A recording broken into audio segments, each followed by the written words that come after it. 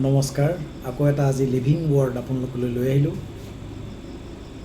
জিহিজকেল নবীয়ে লেখা জিহিজকেল কিতাপৰ 36 অধ্যায়ৰ 26 আয়াত আৰু 27 আয়াতটো মই পঢ়িম।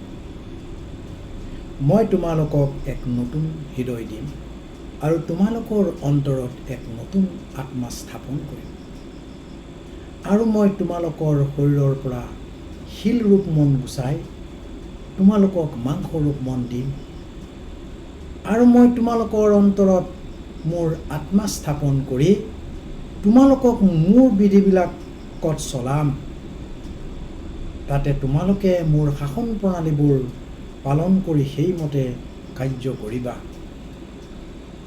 খোদাই আমাক কৈছে আমাৰ যি পাথৰৰ আমাৰ যি হৃদয়, এই হৃদয় আমাক পাথৰৰ হৃদয় গুচাই তেখেতে আমাক মাংসৰ হৃদয় দিব আৰু তাত তেখেতৰ স্পিৰিট বাকি দিব আৰু তেখেতৰ স্পিৰিটে আমাক চলাব আৰু আমি তেতিয়া তেখেতৰ বিধিবিলাক শাসন প্ৰণালীবিলাক আমি মানি চলিম।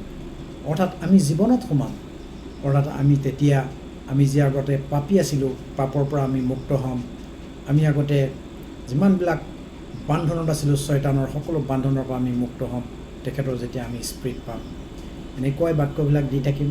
আমাৰ যি শিল ৰূপ মন আমাৰ সকলোৰে গুচক, তাৰ ঠাইত আমাক মাংসৰ ৰূপ মন হওক, আমাৰ ঈশ্বৰৰ স্পিৰিট আমি পাওঁ আৰু সকলো সুন্দৰ হওক।